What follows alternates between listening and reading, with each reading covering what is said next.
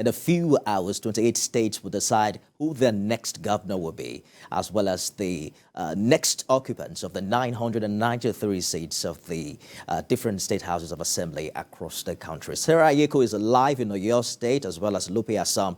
Let me begin with Sarah. Sarah, talk to us about preparations ahead this election in Ibadan, where you are, on the part of INEC.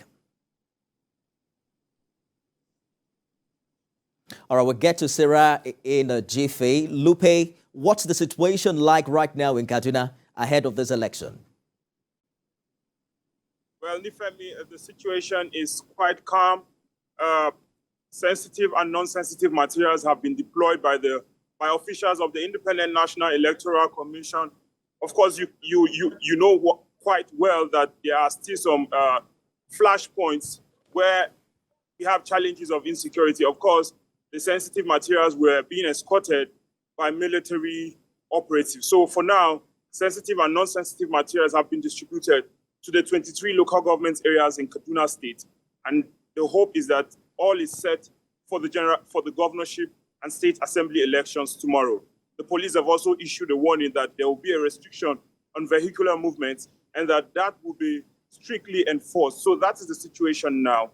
People are ready, and this is expected to be one of the most keenly contested elections in the political history of Kaduna State.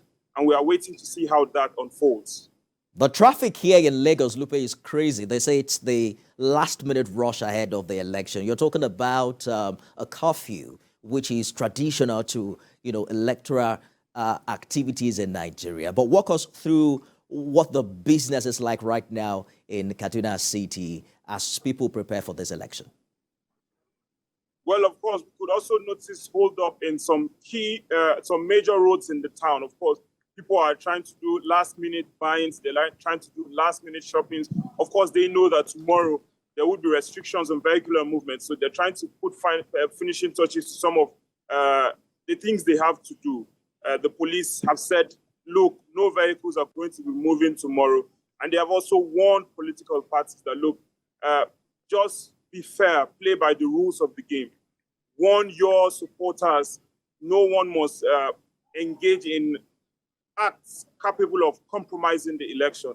And they have warned that they are going to ensure that the process is fair. And I must tell you, over 16,000 police personnel were deployed for the presidential election. But when we spoke to the DIG of police in Kaduna State, he said additional troops have been deployed to Kaduna State to ensure that the process is smooth, fair, and credible.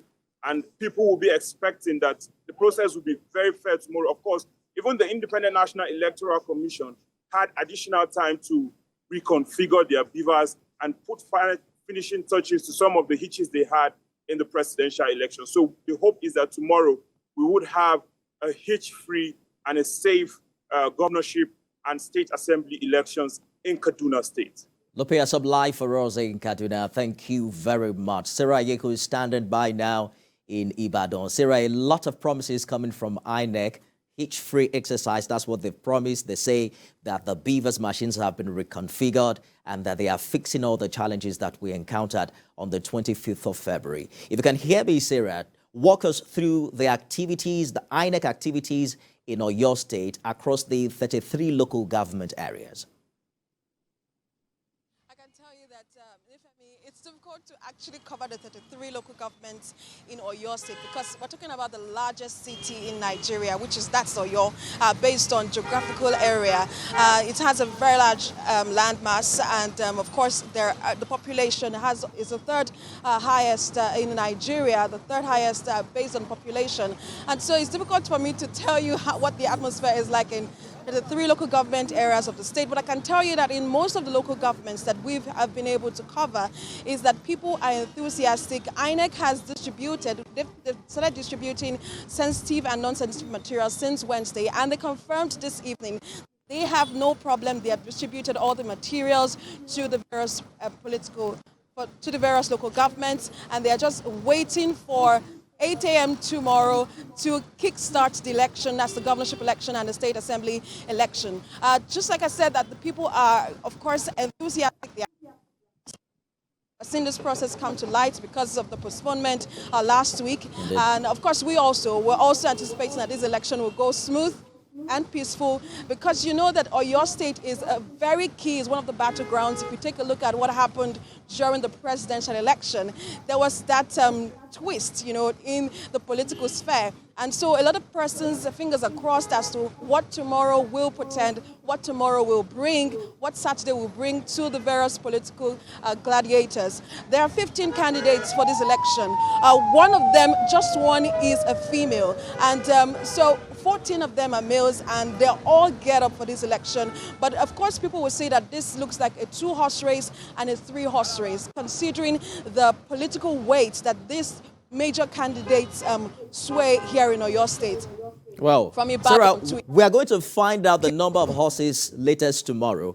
But let's quickly talk about the security situation. We spoke earlier with the Commissioner of Police, who confirmed that 3 people were killed in what appeared to be a political attack in some parts of the state. What's the current situation right now? And what have you seen as to security infrastructure ahead of this exercise? For this election, the police has said that they are deploying 15,000 for this election. The clash that we heard of and we saw viral videos of happened on Thursday. Another clash, another attack on another party, which is... so we have the 2 major parties now having counterattacks on themselves. And so the police had said they had brought in most of these gladiators for questioning earlier today, just to understand what actually happened at the campaign rally of one of the political parties. Yesterday was the last day for campaigns for this election, and so that was what transpired. There seemed to be some sort of misunderstanding with the 2 major parties here in Oyo State, and then that clash happened, which resulted in the death of 2 party supporters, now from each of these political party now, and then a passerby, sadly, a motorcyclist who was just going about his business, and then he was hit by the bullets.